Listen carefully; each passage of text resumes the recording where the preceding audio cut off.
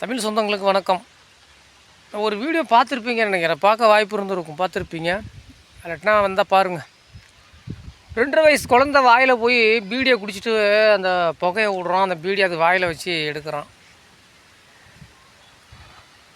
அவன் வந்து இன்னும் எப்படி சொல்கிறது, அவன் வந்து ஒரு மனுஷன் அப்படிங்கிறதுல சுத்தமாக அந்த மாதிரி இல்லாதவன். அப்படியே தான் இருக்கணும். ஏன்னா குழந்தைக்கு வந்து எதிர்ப்பு சக்தி கம்மியாக இருக்கும். ரெண்டாவது வந்து இவன் குடிச்சிட்டு விடுற அந்த நாற்ற புகை அந்த முகத்தில் பட்டு அது கண்ணையும் காதையும் சிமிட்டுது. அடுத்தது இந்த புகையை அது வாகுல விடுறான். அதையும் இல்லாமல் பீடியோ குடிச்சு விட்டு இப்படி பண்ணிட்டு அது வாயில் வேற வைக்கிறான். என்ன என்ன என்ன குடும்பமாக இருக்க போது? குடும்பமாக இருக்க வாய்ப்பு இல்லை. எங்கேயாவது இப்படி ரோட்டோரம் தெருவோரம் அந்த மாதிரி ஏதாவது மரங்கண்ட வாக்கு ஏதாச்சும் பழைய கட்டடங்கண்ட வாக்கு தங்குற குடும்பமாக என்னமோ தெரியல.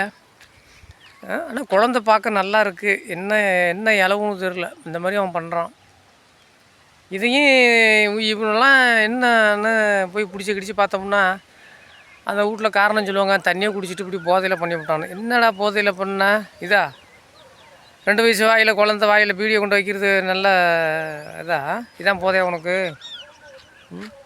இதுக்கெல்லாம் வந்து இப்படியெல்லாம் பண்ணுறானோல, இவனுக்கெல்லாம் போய் என்ன அரசாங்கம் என்ன பின்னாடியே நிற்குமா? இல்லை என்னத்து எதுக்கு என்ன எனக்கு ஒன்றும் புரியல. இது வந்து ஒன்று பல காரணம் நம்ம சொல்லுவோம்ல, அது காரணம் கவர்மெண்ட்டு சரியில்லை, அப்படி சரியில்லை, இப்படி சரியில்லைன்னு சொல்லி இவனும் குடித்த போதைக்கு இவனெல்லாம் பண்ணிக்கிறதுக்கும் இழுத்துக்கிறதுக்கும் இவனும் போய் ஏதாவது உருவாக்கிக்கிட்டு அதில் மாட்டி தொங்கிக்கிட்டு அந்த மாதிரி ஆடுறதுக்கும் இந்த மாதிரி பண்ணுறதுக்கெல்லாம் அரசாங்கம் என்ன செய்யும்?